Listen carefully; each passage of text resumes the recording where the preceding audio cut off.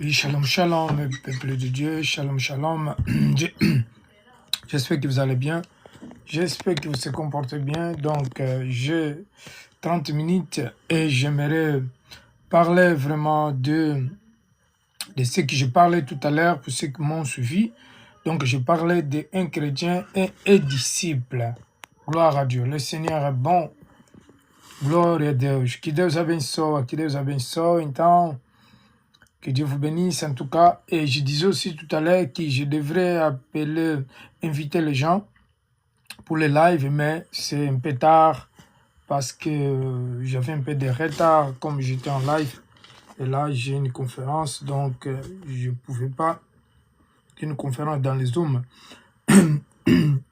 Gloire à Dieu. Juste pour dire que pour ceux qui veulent connaître la différence d'un disciple et la différence d'un chrétien. Donc, la différence d'un disciple et la différence d'un chrétien. Donc, comme je disais, c'est important de connaître cela, la différence d'un disciple et la différence d'un chrétien. Donc, un chrétien, selon la définition chrétienne, un chrétien, la différence, quelle est la différence d'un chrétien ou d'être un chrétien et être un disciple. Donc, nous voyons très bien qu'un chrétien est un disciple. Donc, un chrétien, c'est une personne. Ou d'ailleurs, les chrétiens et les disciples, ils sont-ils la même chose? Ils la même chose? Ou même, les appellent de même forme? Seigneur, merci Seigneur pour avoir pitié de nous, pour nous avoir élus, pour nous avoir choisis, pour nous avoir appelés Seigneur, pour que nous puissions enseigner. Nous bénissons ton nom, nous te louons, nous te glorifions dans le nom puissant de Jésus-Christ. Conduis-nous Seigneur, dans le nom puissant de Jésus-Christ, que ton esprit soit au contrôle. Au nom puissant de Jésus, nous détruisons tout esprit, tout ce qui ne vient pas de toi, dans le nom puissant de Jésus-Christ, qui soit banni au nom puissant de Jésus-Christ. Amen. Comme je dis, bien-aimé, la différence d'un disciple et un chrétien. Donc, un chrétien est une personne qui appartient à Christ, au petit Christ. Un disciple est une personne qui le suit et qui l'imite au quotidien. Ces termes ne sont pas interchangeables. On n'est pas forcément disciple. Disciple, simplement parce qu'on se dit chrétien, cependant, on ne peut pas être disciple sans aussi être chrétien, si vous voulez. On ne peut pas être disciple, on ne peut pas être chrétien sans être disciple. D'ailleurs, sans avoir été disciple. Un disciple était disciple. Un disciple, c'est une personne. Si nous voyons un peu plus là, nous allons voir que les disciples, le mot disciple signifie un vrai disciple. Donc, c'est un apprenti de Christ. Les disciples veulent produire ce qu'il a vu de maître. Et on peut reconnaître aussi un disciple par l'amour, par la discipline. Et il aime aussi son prochain, comme Jésus. Il aide, mais pour pouvoir ce que ce soit. Donc, un disciple de Christ. C'est pour cela que les disciples, par la première fois, ils étaient reconnus qu'ils étaient des chrétiens dans les Actes des Apôtres, chapitre 6, verset 26. Donc, un chrétien, c'est une personne qui reçoit, ou un disciple, une personne qui reçoit les enseignements des maîtres et qui suit son exemple. Ce terme a été utilisé pour caractériser ceux qui sont suivis et qui suivent Christ. Donc, les termes chrétien et disciple sont liés, mais pas synonymes. Le terme chrétien grec traduit par disciple dans le Nouveau Testament est ma tête qui a un sens plus fort que celui d'étudiant ou apprenti. Un disciple est quelqu'un qui suit son maître ou un adhérent totalement à son enseignement. C'est celui qui apprend, c'est celui qui apprend, c'est un étudiant avec Christ et celui qui adhère les enseignements donc de Christ. C'est ça que ça veut dire, qui s'appelle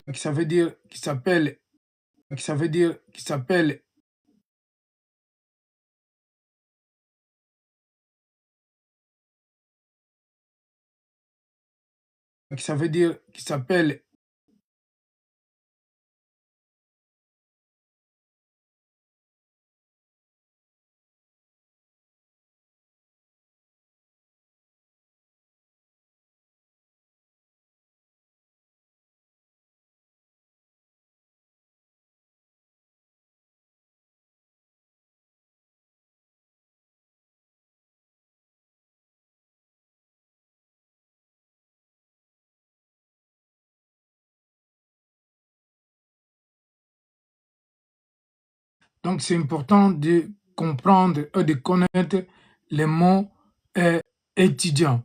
Donc, la différence des étudiants et chrétiens. Lorsqu'on est en train de parler la différence des chrétiens et un étudiant, donc c'est très très important que nous devons connaître cela.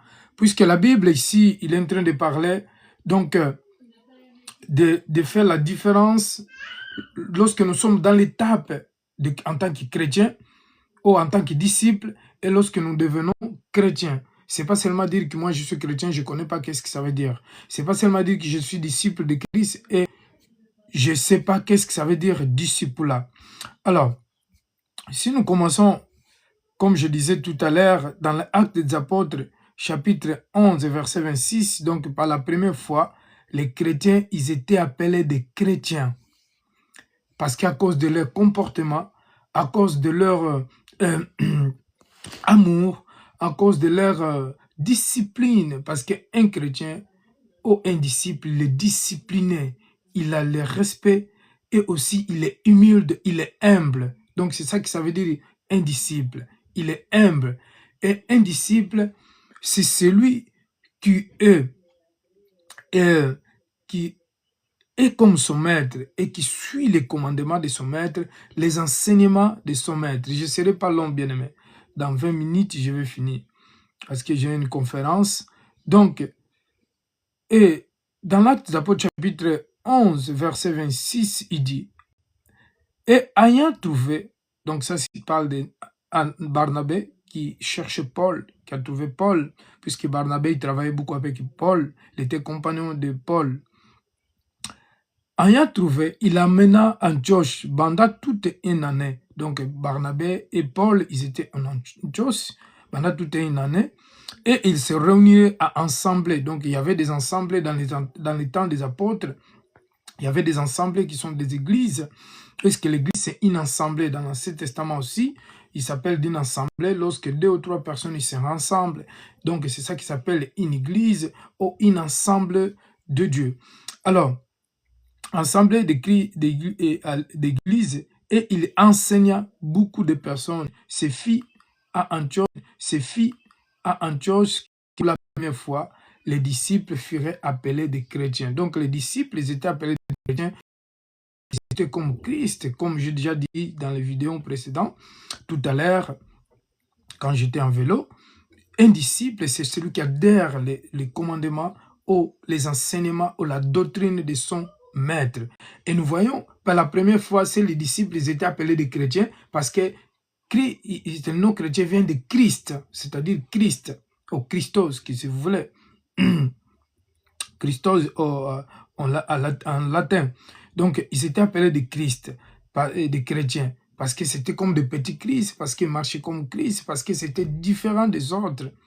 Et dans les Actes des Apôtres, chapitre 26, verset 28, il dit, « On Agrippa dit à Paul, tu vas bientôt me persuader de devenir chrétien. » Donc, lorsque Paul il était dans le tribunal avec le roi Agrippa, donc Paul, son discours, sa mission, c'était pour annoncer les rois dans l'époque, les frères des gouverneurs, pour qu'ils viennent, ils acceptent Jésus-Christ en tant que Seigneur Sauveur. Et ici, lorsque Paul discutait, il donnait son discours, et le roi Agrippa, il dit, « Ah Paul, tu veux aussi me persuader, tu veux aussi que je devienne chrétien. » chrétien.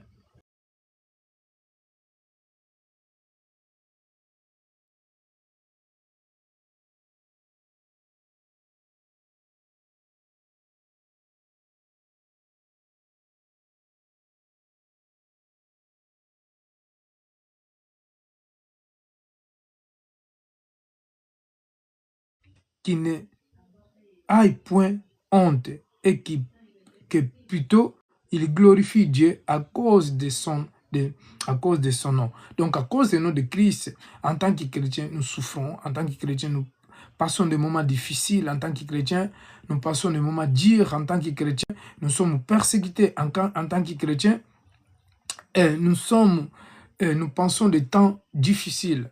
D'ailleurs, nous devons connaître ça, que le Christ, lui, il a souffert pour que nous puissions avoir la paix. Mais il n'a jamais dit que les chrétiens ne souffreront pas. Quand quelqu'un, les disciples ne souffreront pas, parce qu'un disciple souffre aussi. Un disciple aussi, il est persécuté comme son maître.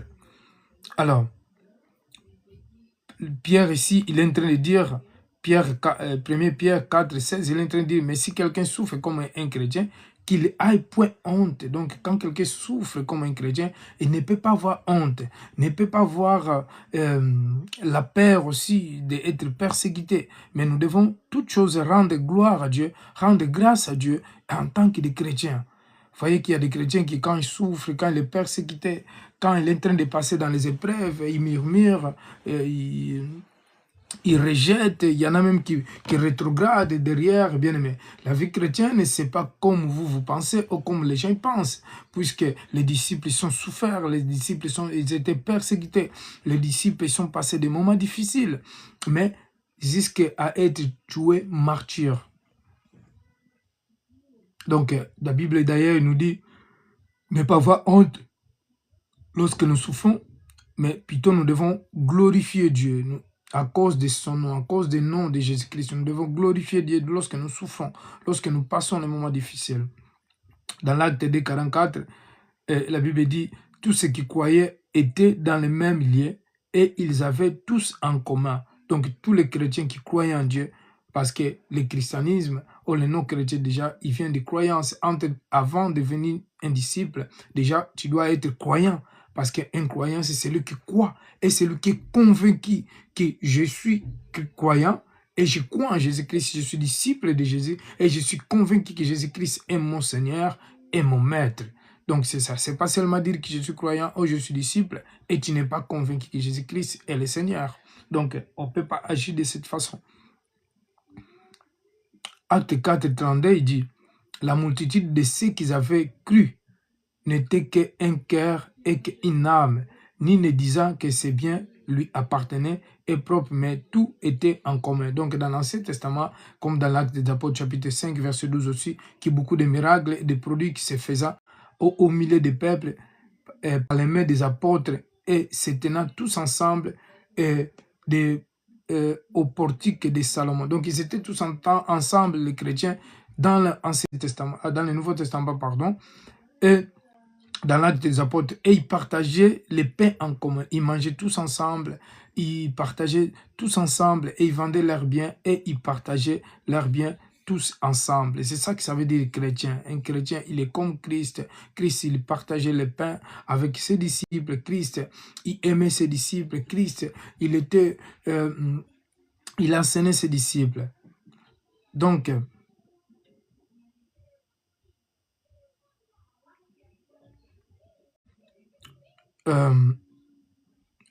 si nous parlons des disciples, donc les disciples, comme on a déjà dit que c'est un disciple, c'est celui qui adhère les commandements de son maître. Un disciple, c'est un apprenti. Un disciple, c'est une personne étudiante qui étudie la parole de Christ. Donc, on est en train de parler d'un disciple de Christ. Donc, c'est une personne qui suit son maître. Donc, et les pharisiens, ils étaient orgueilleux d'être des disciples de Moïse. Donc, si nous voyons dans les Jean chapitre 9, verset 28, il dit, Jean 9, 28, il dit, il insultait et dire, c'est toi qui es son disciple.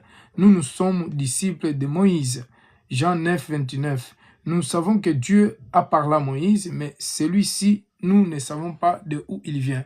Là, ici, c'est lorsque Christ, il a ouvert, lorsque le Seigneur, il a ouvert les yeux à un aveugle.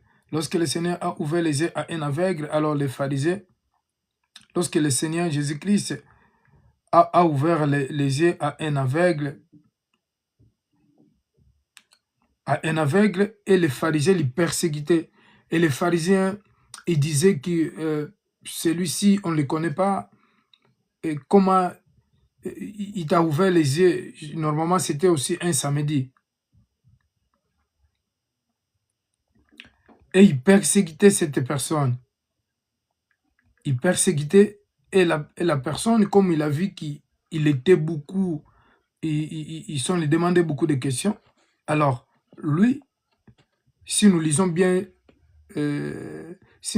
Matthieu et Jean, chapitre 9, verset 28, et ils sont appelés, ils sont interrogés plusieurs fois, c'est qui l'a ouvert les yeux. Alors, et la personne qui était ouvert les yeux, cet aveugle, il lui dit, bah, est-ce que vous voulez devenir aussi des disciples de Jésus? Et il dit, non, nous, on est disciples de Moïse. Et ils sont insultés cet homme-là pour lui dire que nous, on est disciples de Moïse et nous ne sommes pas disciples, pardon, il dit, il insulterait et il disait, c'est toi qui es son disciple. Donc, ils ont dit à cet aveugle qui était lui, le disciple de Jésus, et ils étaient des disciples de Moïse. Pourtant, ils ne sont même pas connus Moïse, parce qu'un vrai disciple, en réalité, il faut connaître son maître. Donc, c'est pour cela, nous, les chrétiens, nous devons connaître qui est Jésus-Christ. Nous devons demander que Dieu se révèle, que Jésus se révèle à nous, et nous devons connaître, et nous devons le connaître à travers de sa parole. Ça, c'est très important. Alors, les pharisiens, ils disaient qu'ils étaient disciples de Moïse, pourtant, et ils obéissaient même pas les commandements de Moïse, et ils ne connaissaient pas ce que Moïse il avait écrit. Et dans Jean chapitre 9, 28, il dit, il insulterait et il dirait, c'est toi qui es son disciple, et nous sommes des disciples de Moïse. Dans le 29, il dit, nous savons que Dieu a parlé à Moïse, mais celui-ci, nous ne savons pas d'où il vient. Donc, et ils ne connaissaient même pas les Écritures non plus, et ils disaient qu'ils ne savaient pas où Jésus-Christ venait. Pourtant, les Écritures, ils parlaient bien de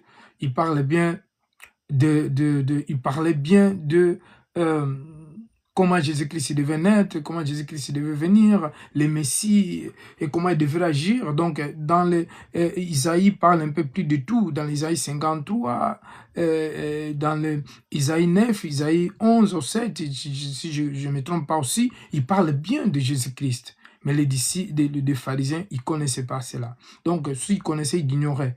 Donc, les disciples de Jésus étaient appelés des disciples avant même d'être appelés chrétiens. Et donc, dans les Matthieu 9, 9 aussi, il dit, Jésus partit de là et passant, il vit un homme assis au bureau des taxes et qu'il appela Matthieu et lui dit, suivez-moi. Et cet homme se leva et suiva. Donc, dans les Matthieu 9, 8, Matthieu, il était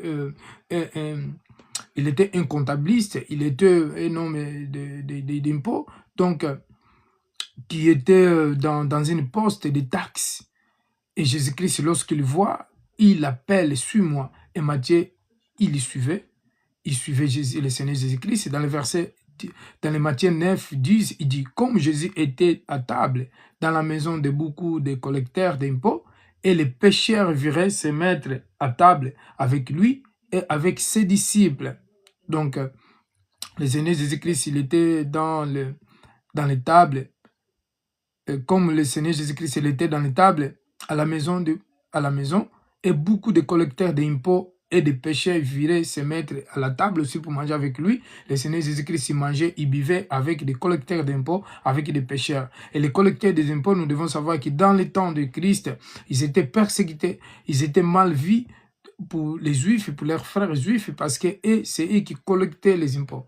Mais aujourd'hui, donc, tu n'as pas besoin d'aller vouloir une personne d'État qui demande des taxes ou un collecteur d'impôts, parce qu'il fait son rôle, en fait. S'il fait son rôle, donc c'est son rôle. Donc, toi, nous, on n'est qu'à payer, on n'a pas le choix. Donc, depuis, donc, les collecteurs d'impôts existaient. Et comme le Seigneur Jésus-Christ, il était à table, il mangeait avec les pécheurs, avec les collecteurs d'impôts. Alors, dans le Matthieu 9, 11, les pharisiens viraient cela et dirent à ses disciples, « Pourquoi votre maître mange-t-il avec les collecteurs d'impôts et les pécheurs ?»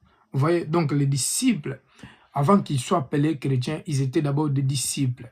Et ici, les pharisiens, donc, ils viennent dire aux disciples de Jésus qu'ils étaient des étudiants, qu'ils étaient des étudiants et des disciples de Christ. Et pourquoi votre maître, il mange avec les collecteurs d'impôts ou avec des pécheurs? Donc, en réalité, le Christ, il connaissait leurs pensées, il les a répondu. Le Fils de l'homme, il est venu pour manger avec des pécheurs, des collecteurs d'impôts et tous ceux qui sont dans les besoins. D'ailleurs, Christ, il n'est pas venu chercher des docteurs, il n'est pas venu chercher les gens déjà qui étaient saints, il n'est pas venu chercher des prophètes, il n'est pas venu chercher des personnes déjà qui étaient sauvées, mais Christ, il est venu chercher ceux qui ont besoin d'être sauvés, il est venu chercher ceux qui avaient besoin d'un médecin, il est venu chercher ceux qui avaient besoin pour que leurs péchés soient pardonnés. Comme exemple, nous voyons, il ramène cette femme qui était prise en infragrant pour les péchés. Donc, et les pharisiens voulaient les lapider. Et ils sont dit à Seigneur Jésus-Christ, qu'est-ce que toi tu dis, puisque dans la loi de Moïse, il faut lapider. Il est écrit qu'il faut lapider une femme qui est prise dans l'adultère. Mais le Seigneur Jésus-Christ écrivait par terre. Et après, lorsqu'il demande aux pharisiens pour dire que celui qui n'a pas de péché, il commence à lapider. Donc, comme nous tous, nous sommes nés de péché et tous ces pharisiens, ils étaient des pécheurs et donc ils ne pouvaient rien faire et tous ils sont partis. Et la femme adultère, donc Christ il a dit, où sont tes adversaires? Et la femme il a dit, personne Seigneur. Et Christ il a dit, vas-y et ne pêche plus. Donc le but, ce n'est pas de condamner une personne qui a péché, le but, ce n'est pas de lapider la personne qui est dans le péché ou qui vient de pécher, mais le but de le dire pour ne plus pécher. Le but, c'est pour le dire pour qu'il se répand, pour qu'il laisse son comportement, laisse son chemin et change de direction. C'est ça qui s'appelle la repentance ou se repentir. La repentance, c'est changer de direction, changer de façon d'agir. La repentance, c'est changer de façon de vivre. La repentance, c'est laisser ce que je suis en train de faire aujourd'hui ou ce que j'ai fait de mauvais et changer de façon de vivre ou de mode de vivre. Lorsque je suis dans le péché, donc je dois abandonner le péché et suivre un chemin de vie différent ou suivre une vie différente. La repentance, comme beaucoup de personnes, ils pensent que quand quelqu'un dit non, je me répandis, donc oh, je me répandis, oh, je vis dans la repentance. Non, la repentance, c'est quelque chose d'ailleurs qui se fait de jour en jour, se répandir, de jour en jour, changer de comportement.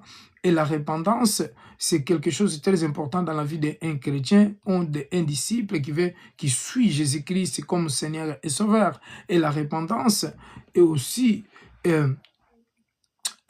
c'est question d'avoir une conscience pure et de dire que moi je me répands de tous mes péchés et je ne vais plus suivre ce que je faisais avant. Donc la repentance, c'est changer de direction et de l'autre direction. Exemple, si moi j'étais dans une religion et que Christ n'est pas là, j'étais dans une dénomination et j'étais perdu, donc je vais changer pour devenir enfant de Dieu, pour que je sois en Christ et laisser le mal. Comme exemple, nous voyons Nicodème. Nicodème devait se repentir parce que Nicodème, il était maître de la loi et lorsqu'il acceptait Jésus-Christ, il devait changer de direction et changer de vie et changer aussi des coutumes et des enseignements, puisque lui, il donnait les enseignements de la loi de Moïse et alors il devait que donner des enseignements de la doctrine de Jésus-Christ.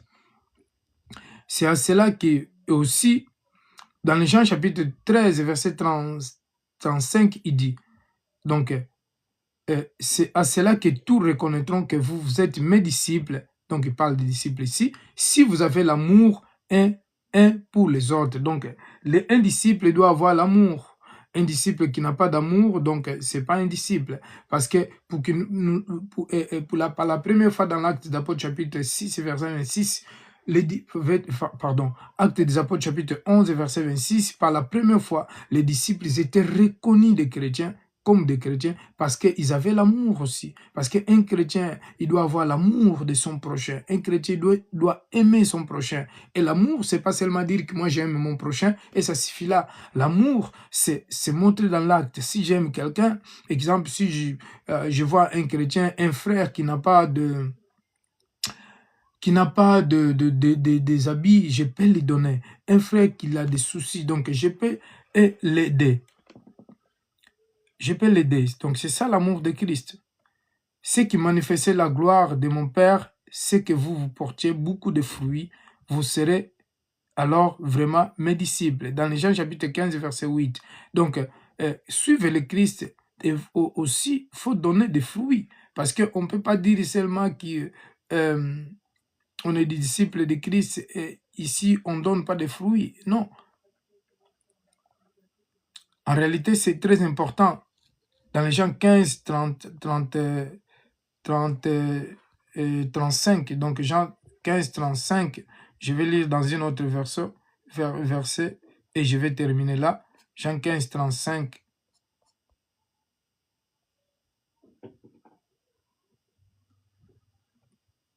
Donc déjà, c'est pas Jean 15, 35, puisque c'est Jean 13, pardon. 13, 35, Jean 13. Jean 13, donc évangile de Jean chapitre 13, verset 35. Parce que dans les Jean 15, il n'y a pas de verset 35. Donc c'est Jean 13, verset 35. Il dit, dans les 35, il dit, c'est à cela que tous reconnaîtront que vous êtes mes disciples, si vous avez de l'amour un aux autres, vous voyez. Donc, on ne peut pas reconnaître un disciple de Jésus-Christ s'il n'a pas d'amour. Donc, il faut forcément... C'est là que nous allons être reconnus si nous avons de l'amour, si nous sommes des disciples de Christ, si nous avons l'amour. Donc, et c'est très important. Et aussi, un disciple doit donner des fruits, parce que c'est un chrétien doit donner des fruits. Donc, si nous voyons, il y a des fruits de l'esprit aussi dans les Galates, chapitre 5, verset à partir du 19, donc des fruits de l'esprit. Donc, c'est très important un chrétien avoir les fruits de l'esprit, c'est très important un chrétien avoir de l'amour. Amour. Gloire à Dieu. Donc, je vais vous laisser parce que j'ai une conférence et peut-être si je l'aurai le temps de se connecter. Donc, à 22h, on peut prier ensemble. Je disais que je devais prendre les gens pour témoigner, pour parler, les gens pour donner des questions, mais je n'ai pas le temps. Peut-être demain, si Dieu le veut. Que le Seigneur vous bénisse. Seigneur, je te loue et je te rends grâce. Merci pour ton amour. Merci, Seigneur, pour nos capacités, pour nous révéler les choses cachées, Seigneur. Père, nous sommes tes disciples et nous sommes devenus chrétiens, petit Christ. Nous te louons, nous te rendons grâce. Conduis-nous, donne-nous beaucoup d'amour, Seigneur, beaucoup d'affection et aussi beaucoup de fruits pour que nous puissions donner des fruits en tant que des chrétiens, en tant que des petits Christ. Nous détruisons tout ce qui ne vient pas de toi. Dans les noms puissants de Jésus-Christ, nous prions pour la foi. Amen. Que le Seigneur vous bénisse, bien-aimés. Donc, je vous souhaite une bonne et agréable soirée. Soyez